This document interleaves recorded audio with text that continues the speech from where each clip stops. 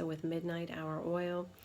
And today I wanted to talk about something that I don't talk a lot about on this channel. However, I have done a couple videos on the topic as the Lord has given me dreams. I've shared those. Probably the last one was a few years ago. But anyway, I just felt stirred in my spirit to share some things about the Nephilim. Okay, yesterday, Kim Mosley uploaded a video and she shared one of her encounters with a type of Nephilim. It was a smaller being.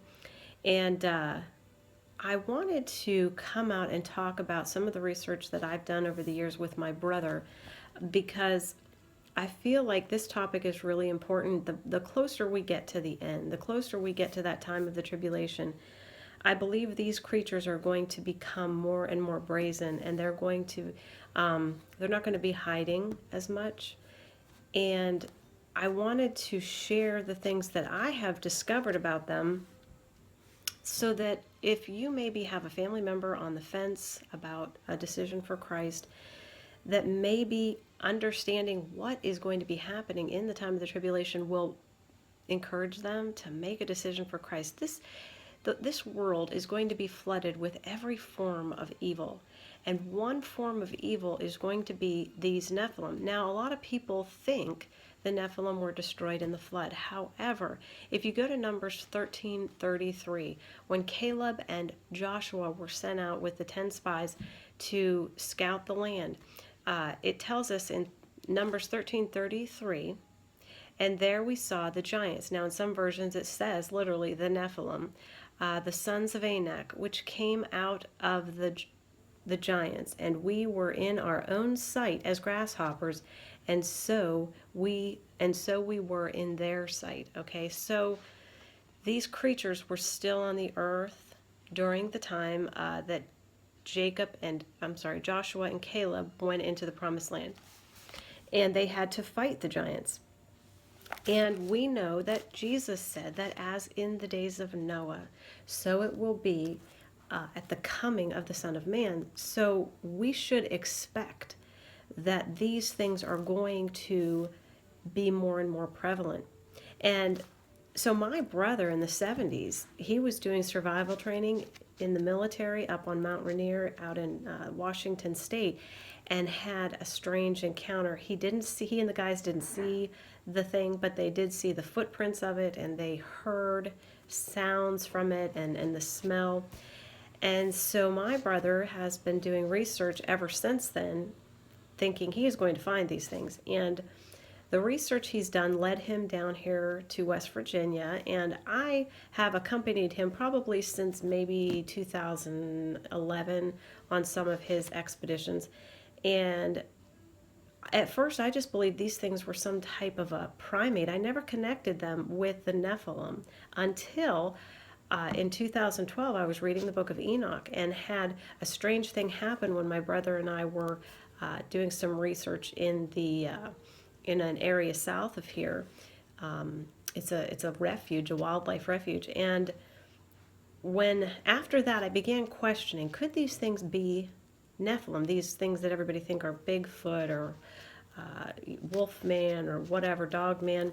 And I did some research, and I realized I wasn't the only one who had made that connection, that others were seeing that too. And so I want to share what we discovered. I want to share just the evidence, some of the snow prints I've come across right here in my own county, large tree twists, just different things that are evidence for those who do this research that these things are in an area. And recently there was a family that contacted my brother, and we went out and did an investigation. They live in the county I'm in, and they were being harassed relentlessly by a couple of these dogmen creatures. And as I listened to the woman share her firsthand account of being harassed and bullied by these creatures, I began to remember in the book of Enoch that he said that these Nephilim spirits, when they die, and they live about 500 years, they don't go to heaven or hell. They're the evil, unclean spirits that roam the earth. And when I was listening to her explain some paranormal, strange things that went on too, like demonic activity, along with these physical creatures that were coming onto their property and harassing them and doing other things that I don't want to mention. But she began to share what I felt was a more of a demonic oppression, demonic invasion. And I realized, oh my gosh, these creatures, they're spirits, are the evil spirits that roam the earth.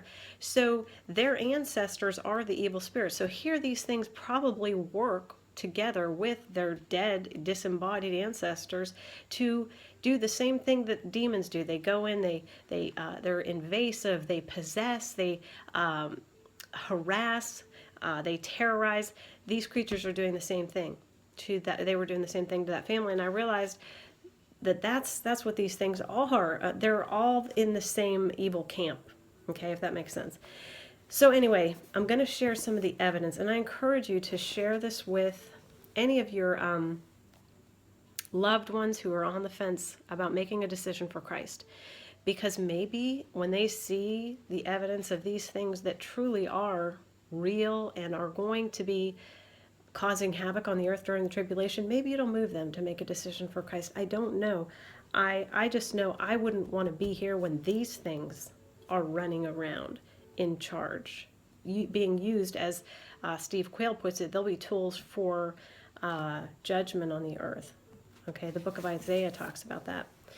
So that said, I'm going to attach some of the video evidence and photographs that I have, and hopefully, it's going to maybe encourage others to come forward and share some of the things that you have been shown. Okay, so if you have an encounter, if you have a story, you want to share that, maybe I'll do a follow-up video and share some of your encounters, again, in hopes that when people realize these things are real, and many people have had encounters with them, maybe they will turn to the Lord. All right, that's my hope, that's my prayer. And as always, it is my prayer that we will all continue to keep our lamps burning bright while we wait for Jesus. I love you all. God bless you.